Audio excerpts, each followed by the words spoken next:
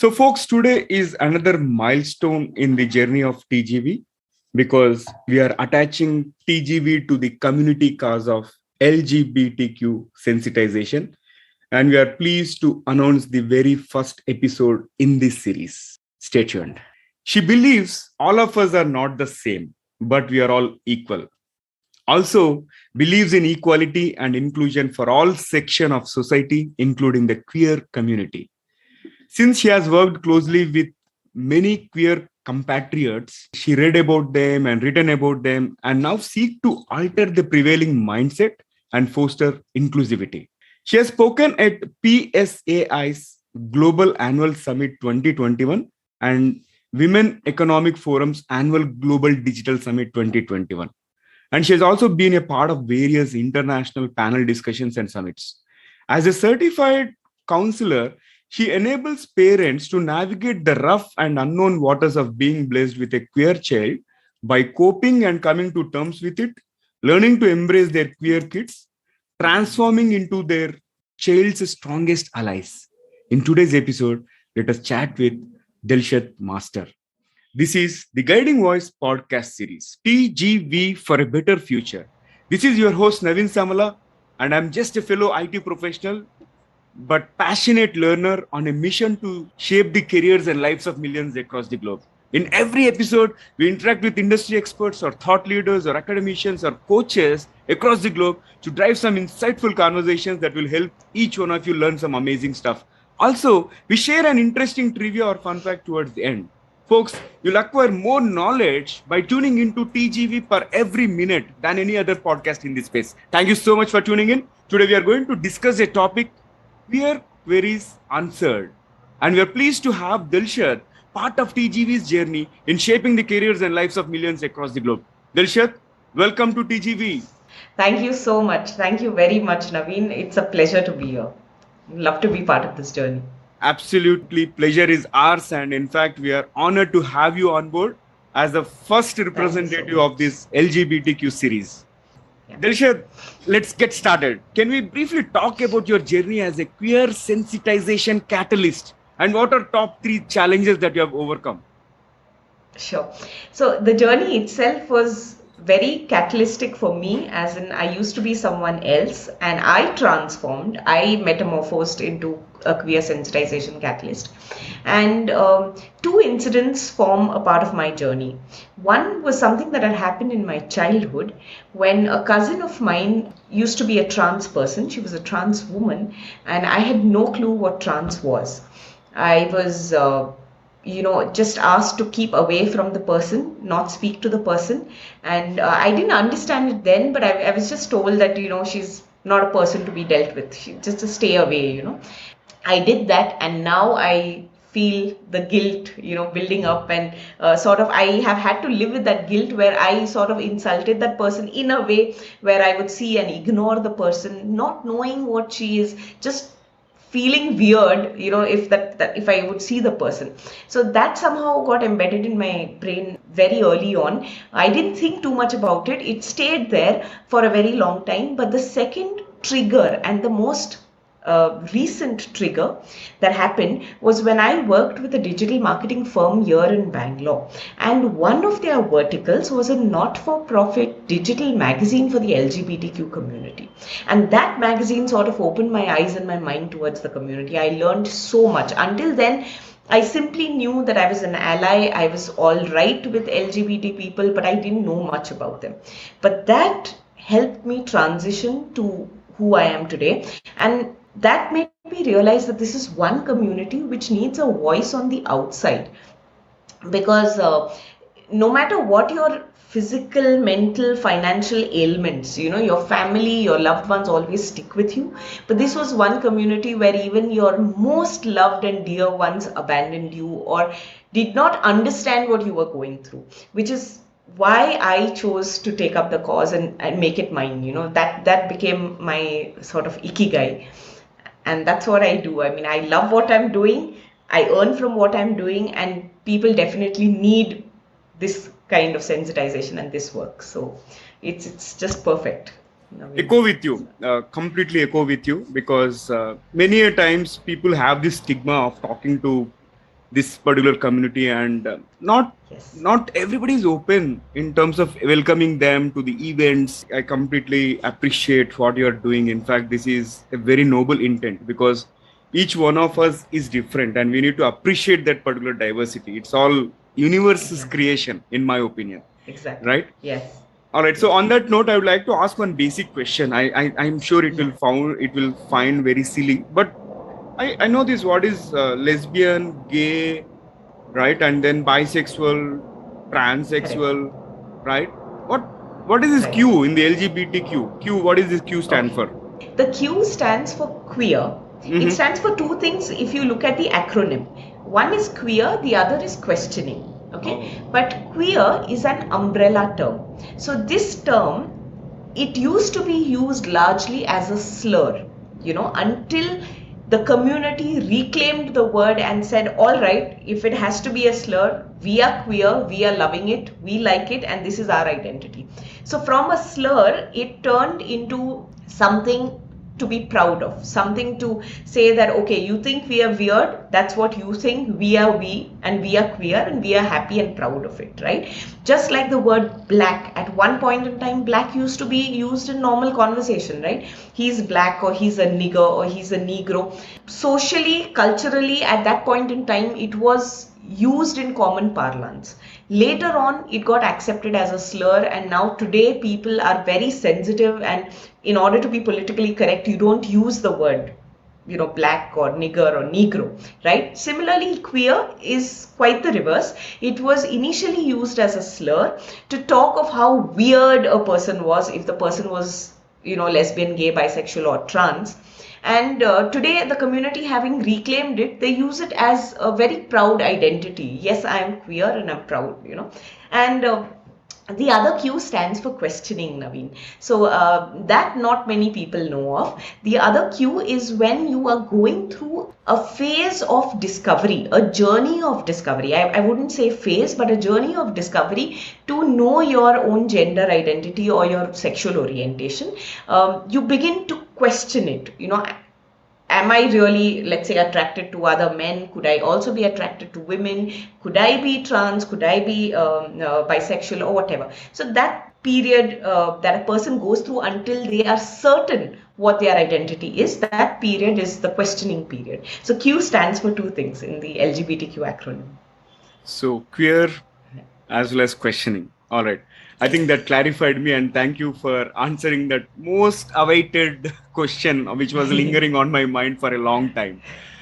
Right. All right. Now let's talk some basics about this aspect of LGBTQ and all. So, what is the Yes. difference between sexual orientation vis-a-vis gender identity and gender expression? You said sexual orientation and gender identity, Yeah. right? Yeah. Now, firstly, to understand gender identity, we will have to understand the word sex. The word sex is the term assigned to a child at birth by a medical professional. So it could be a doctor, a nurse, a midwife, any person who assigns the sex of a baby at birth. And sex are of only three types. There is male, female, and intersex. Right? So most of us, like millions and millions and millions of us, fall into male or female.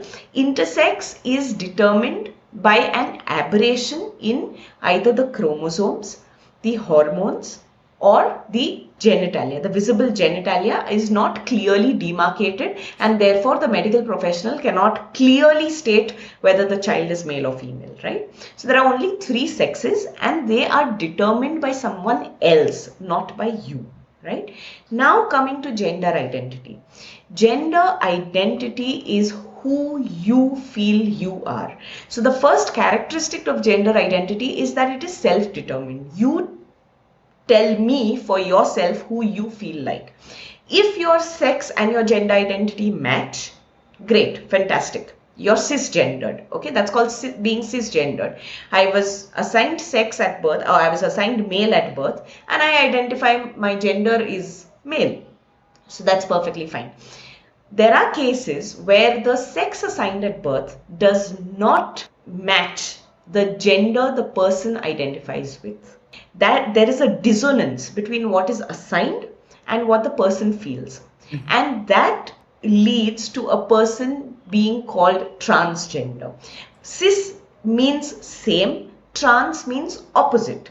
So if you identify with the sex, you are cisgendered. It's the same. Your sex and gender are the same. If your sex and gender that you feel you are not the same, then you are trans. It's as simple as that. So that's your gender identity, whether you are cisgendered or whether you are transgendered. Within transgenders, there are many more. We'll come to that. But that's about gender identity. Now coming to sexual orientation. Sexual orientation is who you feel attracted to, which means that generally evolves around pre-teens or teens, or when you hit puberty, adolescence, right? When you start noticing other people, when you start feeling attracted physically and sexually to other people. Okay, or not is also a clause, because there is something called asexuals, right? Asexuality is also a thing where you may not necessarily feel sexually attracted to someone, but this happens somewhere around your starting from pre-teens to your teens. So basically all through adolescence is when you are discovering your actual sexuality.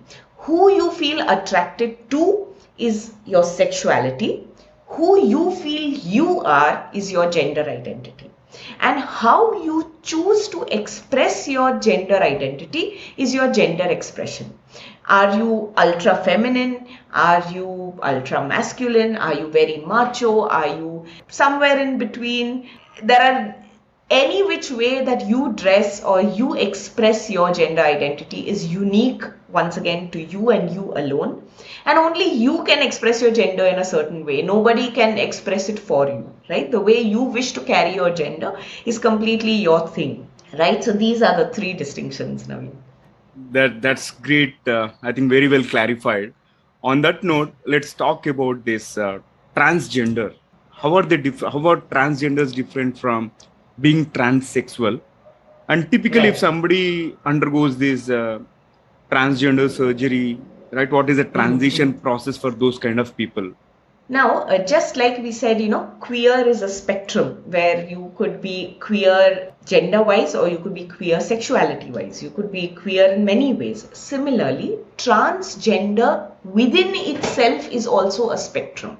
So, like I said, the word trans, right? The word trans simply means opposite. So, when the sex assigned at birth does not match the gender a person feels, the person can be qualified as transgender. However, transgender being a spectrum in itself, you could be a binary transgender person or you could be a non-binary transgender person. Now what that means, binary means two, right? So two is male and female. You could either be a transgender male or you could be a transgender woman or a transgender female, or you could be completely transgender non-binary, which means you do not conform to the binary of male or female. You don't identify with the sex at birth which was assigned to you, but you don't qualify as the other as well. So you don't qualify with the other binary as well. You simply choose to be gender queer or gender fluid or gender non-conforming. Like I don't want to box myself into one particular gender. So let's say I'm gender non-conforming. So transgenderism is actually an entire spectrum, and any person can choose to identify wherever he or she or they wish to, right? On the other hand, transsexual is more of an identity that falls on the transgender spectrum.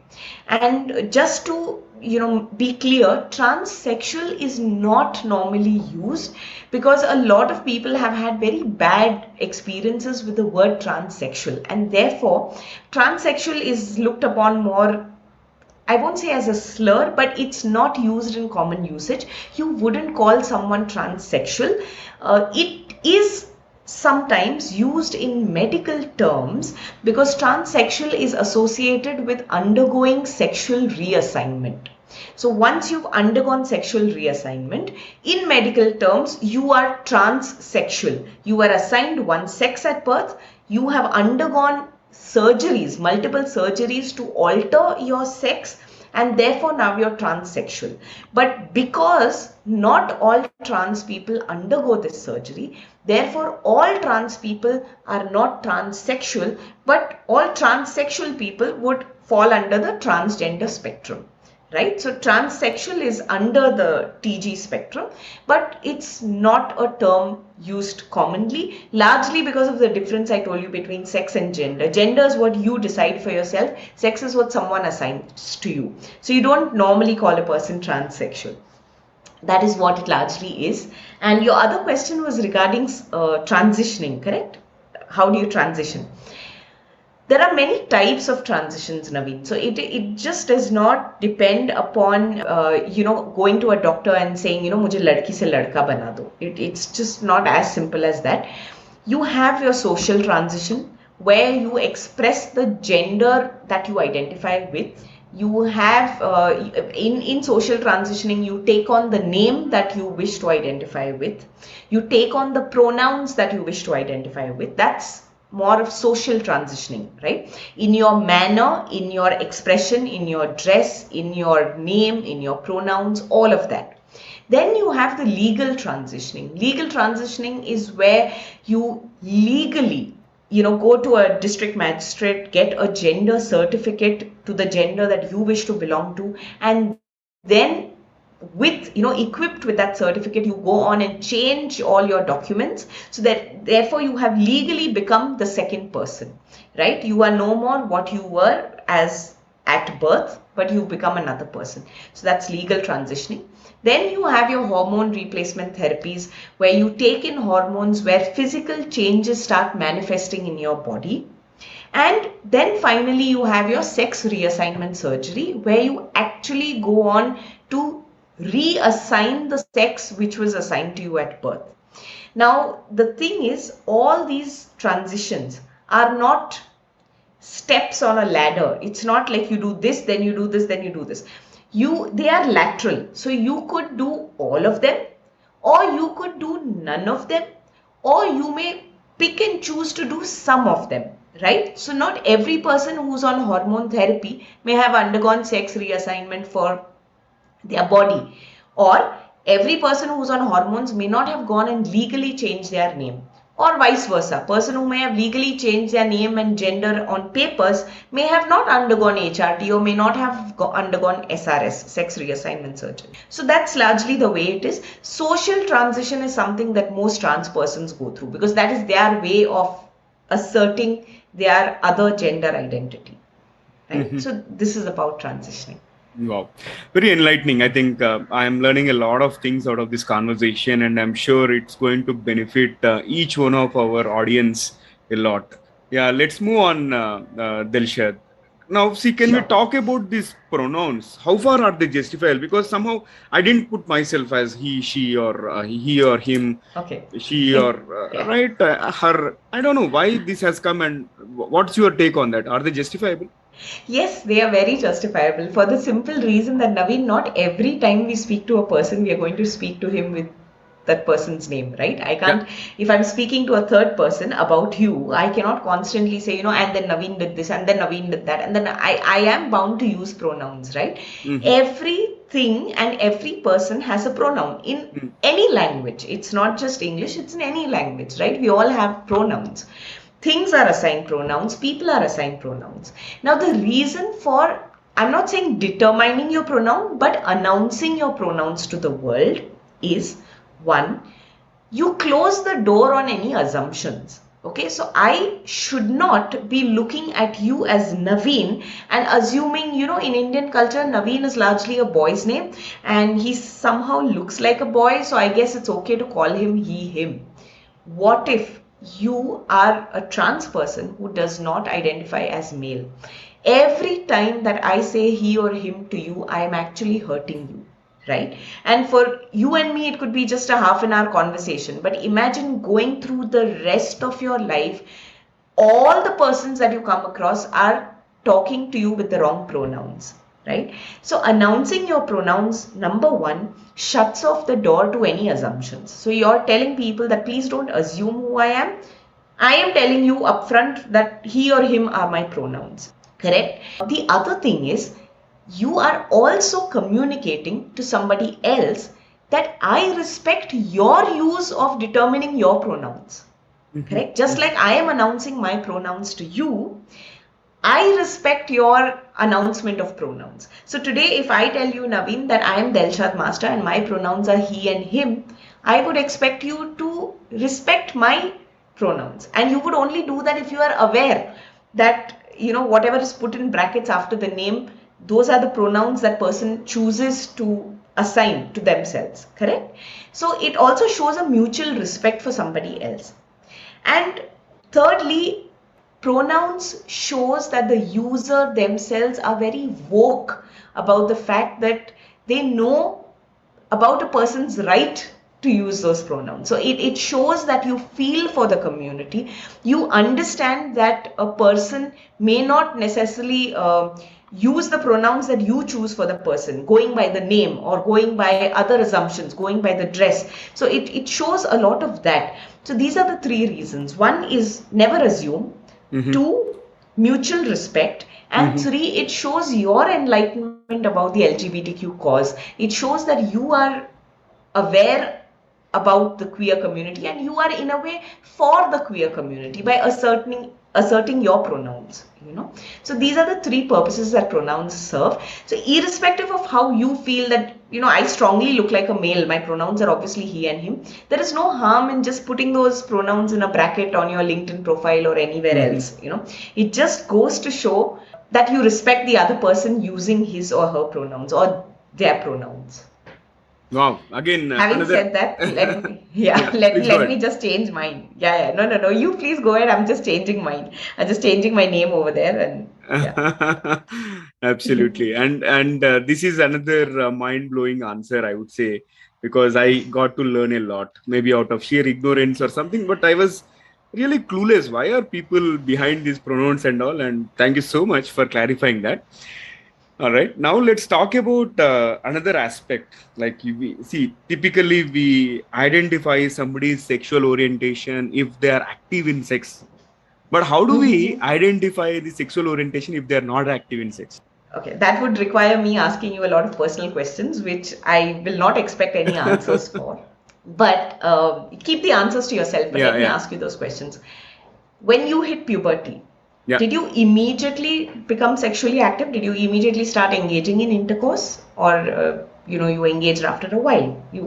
Most people engage after a while, right? Yeah. So you hit puberty and you start noticing changes in other people, in yourself. Our attention is drawn to our body, how we look, and that's very natural. Everybody goes through it. Then you start observing others. It could be male, female, anywhere, and you start feeling sexually attracted towards them, right? That's the natural process that most adolescents who are not asexual go through, right? Asexuals also have a struggle, by the way, because when everybody's talking of sexual attraction and they do not feel sexual attraction, that is also a lot of dysphoria that they go through. But my point being, you don't have to have had sex or intercourse to know what your sexual orientation is. When you start getting attracted, if I am a female and I start getting attracted to other females and I am disgusted at the sight of males, or I am simply not attracted to them, I don't find the male body attractive, or I don't find any male person that I'm attracted to, but rather I find females, very good looking or attractive, or it could be both. That's when I discover my orientation, right? So I like females and then I also like males. So now I discover that my sexual orientation could be bisexual or lesbian or gay. Does not mean that I have to be having sex with them immediately. Yeah. Me being attracted to them or not being attracted to them will tell me a lot about my sexuality, how I identify as far as my sexual orientation is concerned, right? It has nothing to do with intercourse. You could live your life completely celibate, still believing that you are gay. There are so many gay people in India, unfortunately, have never found the right partner or are afraid to approach the person or are closeted, they know that they are gay, so they know their sexual orientation. You don't have to be sexually active to know your sexual orientation. So yeah. Great. Again, I think I'm learning a lot out of this conversation, and I'm glad that Bhavana and Durga have shared your profile. In fact, very, very nice to have this kind of engaging discussion. And with that, let me move to my next question. So, you also Sure. sensitize the parents about identifying their kids' sexuality and all, Yes. right? In terms of Yes, the that's correct. orientation. So, how can That's parents correct. identify the orientation of their children? Right. First thing, parents need to know that sex and gender differ, right? That is the first step. If that much is understood, Naveen, the rest becomes a beautiful journey of discovery. Every parent likes to say, every new parent likes to say, oh, I'm discovering my child. Oh, today my child walked, or today this is his nature. Zyada sota hai, zyada bolta hai, zyada, haath pair zyada chalata hai, right? Every parent likes to go through this journey of discovery with their child. Gender should also be one of them, okay? But that happens only if the parent understands first that sex that the doctor has assigned to my child at their birth could be different from the gender that my child may grow up to identify with. Okay, that is the first basic step. So the first change, the parent has to not console, but to know themselves that sex and gender of my child are two different things. And then as the child grows up, we have a lot of markers. Unfortunately, we have a lot of unconscious biases. लड़का है, चलो room blue paint कर दो. लड़की है, blue. I'm sorry, लड़की है तो pink frock and pink khilone and pink Barbie dresses and dolls and all of that. Correct? So we have all these stereotypes. Now, when you see your child grow up and not fit into the mold of those stereotypes, your child is asking for different things. In fact, I'll just to give you an example. If you walk into a store, like a toy store, I don't want to name for branding issues and all that. I don't want to, but you have these major international toy stores, right? You walk into any one of them, the salesmen there come and they greet you. They are not looking at you. They are not looking at your wife. First, the salesperson is trained to immediately focus on the child, right? They look at the child and then they direct you to the section that they think your child would like. So they'll immediately look at the child, and if the child seems to be a girl, they say, sir, either the Barbie section is here or the doll section is here. That assumption is made. And if it's a boy, sir, these are where we have GI Joes and the fast cars or whatever those cars are called, all of that. So assumptions and prejudices are this strong. If a parent begins to see differences in these stereotypes, right? And toys are just one. It could be different. It could be clothes as well. The child always feels that, let's say it's a male child, he always feels that I'm a female. I like to dress up like mama. I like to watch mama dress up or wear lipstick. I like to wear a sari. I would rather wear a dress. I want long hair. I don't want short hair. I want to play with Barbie dolls.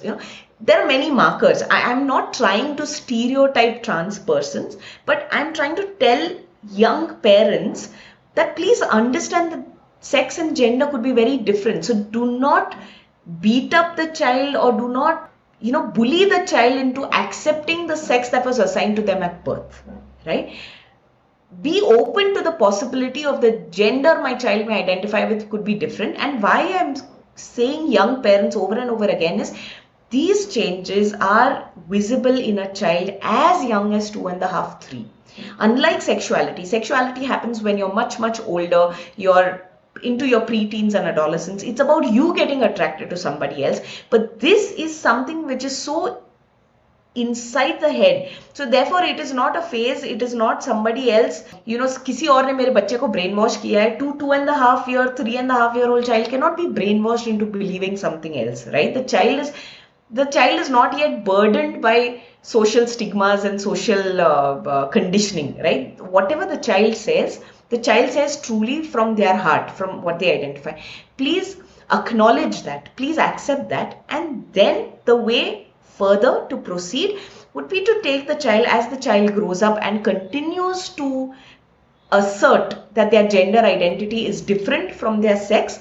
Please take them to a psychologist. Please get the child, there is a test which can determine if the child is undergoing gender dysphoria or if the child's gender is in dissonance to the sex assigned to him or her at birth, and then take it forward with the child as to how they wish to go about it. There is something called hormone blockers, your puberty blockers. By taking those, you can actually halt the puberty.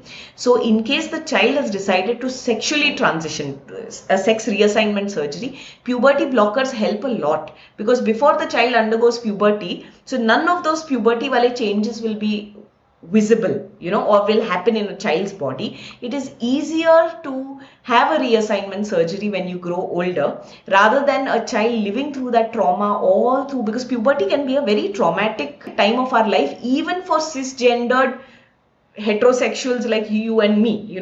Puberty itself is traumatic. Imagine a person struggling with their gender and sexuality and going through puberty. It is hell for them, right? So if a parent or a close adult identifies this early on, a child's life can be so much smoother. And I would go to the extent of saying a child's life can be saved, because if a child lives through this kind of trauma, this kind of self-hatred or self-doubt, the child might even contemplate suicide, because if there's no one who can understand what the child is going through, that's the last resort that most children find themselves resorting to, either self-harm or suicide. Yeah, I think parents have to be proactive here and try to be sensible, to the changes and basis which they can really support the child. All right. That makes absolute sense. And with that, let me talk about the Section 377. I think there was a lot of hype about it. And how has this Section 377 influenced opening about sexuality? Firstly, let me clarify that all these speakers when I say speakers, all these guardians of Indian culture that say, this is against our culture, blah, blah, blah. It was never against our culture. Transgenderism was very, very much prevalent. Society was very open about it. And in fact, it was very celebrated. Even same-sex relationships were extremely celebrated, right? They were not just swept under the carpet. After all, we are the land that gave the world the Kama Sutra. We are the land that taught the world the art of loving. So loving across genders, right? So it is absolutely in our culture. That's the first point I want to clarify. Section 377 was an archaic law that was brought in by the British somewhere in the 1860s, right? In 1861, if I'm not mistaken, was when this law, inspired by the Buggery Act, there is something called the Buggery Act, brought in again by the British, who tried to tame the Indians by laying out laws, thinking that, we are all untamed, uncivilized, uncouth, a civilization that requires a lot of legal binding, So they brought in a lot of laws, and under the IPC, that is the Indian Penal Code, all right, Section 377 was introduced for any unnatural acts of any unnatural nature, which meant sexual acts of unnatural nature, which meant actually that oral sex, anal sex is also prohibited by law, even among heterosexual couples, right? So as per that law, it mentions only, and the origins of that law they lie in the Bible, because biblically intercourse can only be between man and woman for the purposes of procreation. And it has to be penetrative and vaginal. Any other form of intercourse is banned and barred, right? So it had biblical genesis, and then it was brought into the IPC. Through the IPC, the British found it very easy to punish any sort of gatherings of males. So it kind of helped them even in the freedom struggle, where if they could not find any section to punish a group of, say, revolutionaries or people under, this became a very easy go-to section where, a group of Men were caught and they were probably engaging in unnatural sex, and therefore put them under bars under section 377. After the British left us, and UK today is such an open country with regards to LGBTQ, but we have stuck on with that section. Almost 200 years later, people have come to believe that it's part of our culture and society, that we deride gays and we deride lesbians and all that. They don't realize the culture that we speak of here is actually only 200 years old, brought in by the British. Our original ancient culture actually celebrated it. Now, the way this came to be associated with homosexuals, section 377, is because it was used, unfortunately, by the law enforcers, that is the police, the people that we should be going to for protection. They started, in fact, misusing the section to bully, to blackmail, and to, to extort money from couples that they would catch. Because again, India being India, people who are homosexual or bisexual found it very difficult to get a room. We always talk of, go get a room. You probably should get a room if if there's a lot of public display of affection. The general term is go get a room. Unfortunately, go get a room was not happening in the case of gay couples. They could not hire or rent a room where they could have their own privacy, which is why they used to be caught in public places. When I say public places, again, not in the middle of the road, but even sitting in their own car and having a good time. The police would catch them, and it had become a means of extortion. And largely it was easy to extort money from gay and lesbian couples because they were the ones who were most scared. It's easy to blackmail someone who is afraid of the threat, right? A couple who is as it is married or is about to get married or is a heterosexual couple, you can't really blackmail the couple. Homosexuals used to get blackmailed a lot, right? And even sexually abused. So not just extortion of money, but extortion of sexual favors as well. And that is why the LGBT community led the fight against section 377. But otherwise, in full honesty, it applies to everybody. It applies to heterosexual couples also. You could also be caught indulging in, anal or oral sex and bullied or blackmailed by the police. But yeah. So that is what section 377 was, and thank goodness we finally read it down, never to be put back in the IPC again. So this time the Supreme Court's decision is final, can't be overruled. Awesome.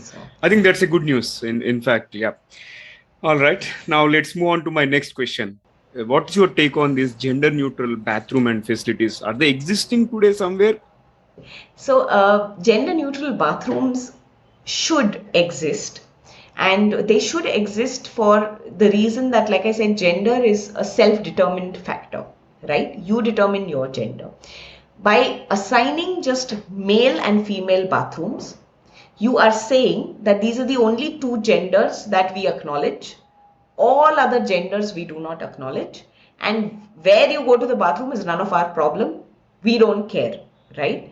By putting in gender neutral bathrooms, whatever your personal beliefs may be, at least you are giving a person the place or the chance to relieve themselves when it is a biological necessity. When they need to relieve themselves, it is a struggle for a person who does not conform to the binary to use a washroom. Where does such a person go? They'll get kicked out of a male washroom. They'll get kicked out of a female washroom. Where does a person go? So gender neutral bathrooms are very much the need of the hour. And in fact, they already exist. We just don't open our eyes and see them.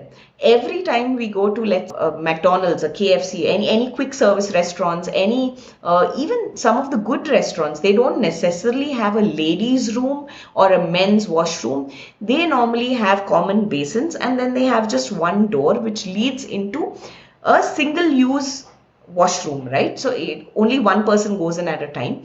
The place may have a standing urinal and a WC, could be used by a woman and by a male. These are gender neutral washrooms. These are nothing but gender neutral washrooms which all of us use all the time. But the issue gets propagated when it's about the workplace. Then suddenly, people spring up. So we just don't notice that we are all seeing them, we are all using them as well. Okay, it's just a matter of changing our mindset a bit. Now, this does not mean to say I am asking all corporates to suddenly go and change the sign outside their washrooms and say, oh, we're suddenly all gender neutral, and all washrooms needn't be so, because women might demand some space for themselves when they visit a washroom or something. At least one washroom in your entire building or your entire floor, okay, can be earmarked as a gender neutral washroom. So that's all I'm asking for corporates, because the percentage of people who may use it may be very less. So I am not saying build another washroom for them, or change your physical facilities. That may involve a lot of money and that may be very impractical to do. But earmarking one existing washroom as a gender neutral washroom is not difficult to do at all and must be done. The common mistake, this is what I would really like to mention, Naveen, the common mistake that corporates make is, oh, this washroom we have assigned for transgenders. That is very incorrect. That is again extremely discriminatory. Just like you have this controversy with in India, you have Dalits and Brahmins.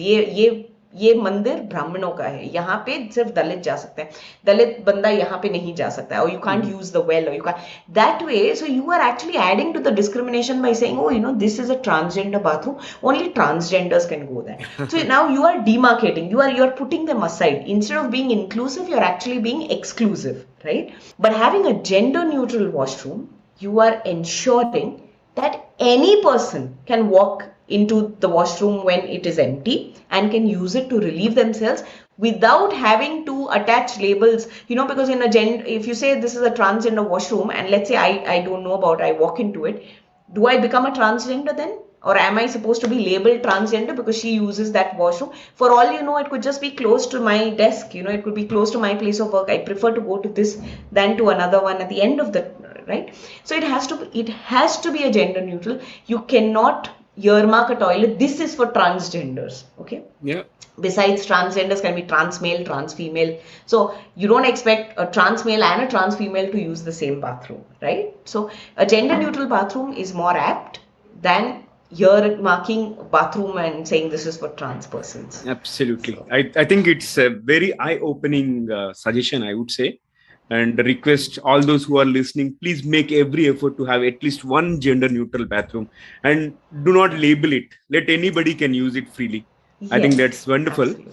All right. So this has been very enriching conversation, because personally I learned a lot of stuff related to this queer sensitization and all. So it's been going very well, but I would like to lighten up the mood of this particular episode by asking you a few interesting rapid fire questions, just that our audience get to know other side of Delshad. If you are ready, let's get started. Sure, Naveen. All right. So let me kick off the first bullet out of the rapid fire. What was your childhood fantasy? And you can probably answer very crisply 1 or 2 words. Killing a lot of terrorists, being into the army and just like going like. So that was a childhood fantasy. I really wish to be like a fighter. All right. Moving on. What would you do if you were given a chance to change anything? I guess this was my cause, and I wish I could change minds. Yeah, I wish I had a magical power to change minds and change transphobia and homophobia. Yeah. Wow, so, very very noble thought, I would say. Moving on, what is one random skill that you would like to learn? Oh, I have always loved to be a mechanic. So either a car or a bike mechanic, or something plumbing or something of that sort. I love working with my hands, Naveen. So yeah, probably mechanics. Mechanics is something I really really love. I'd love to be skilled in it. Or carpentry. Carpentry is another skill I love. Yeah. So we are moving into this DIY, do it yourself world, right? So definitely you will get your hands on in next few years. I hope so. I'll look forward to it. Yeah. Moving on. What's the funnest moment in your life so far? Okay. This is going to sound really silly. In retrospect, it's very, very funny. But that time it was not funny at all when it happened. In my class 10, I was giving my exam, my moral science exam, and moral science being moral science, you don't really have a proper syllabus, you just answer whatever the questions are.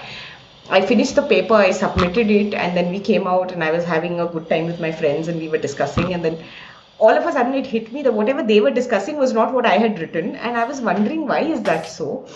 And it turns out because we had mixed seating, right? Class 8, class 9, class 10. So one row of 8, one row of 9, one row of 10. And there was one seat extra. So a class 10 student, was put in the class 8 row. And the paper that was passed on, I ended up writing that paper. So I wrote the wrong class paper, and oh my God. So in a moral science paper, I actually have a D, Naveen. I actually have a D, and that's there for posterity. I mean, it's for donkey's years. It's been on my mark sheet, and it is so embarrassing, so embarrassing. At that time, it was embarrassing. The entire staff room laughed when we went and told my teacher about it.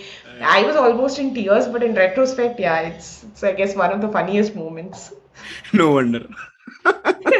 All right. Let me kick fire the last bullet out of the rapid fire. What is one electronic gadget that you like to see or invent yourself? Oh, that's a good one. I really don't know. I'm not very tech savvy, you know. Oh, something that can just take care of all my cooking. I don't like. So like one thing which I can just say, "Aaj ka khana ye hai," and it's done. I guess it would be that. I don't know how to make it or the technology behind it, but yeah, if it has to be just an imagination, why not? No, that is going to happen very soon, because I recently came across a 3D printer which prints the drinks. Okay, you just tell if you want alcohol, if you want tea, if you want coffee, just press that button, you'll get it. One machine which takes care of everything. That's already there in the market in the US. Okay.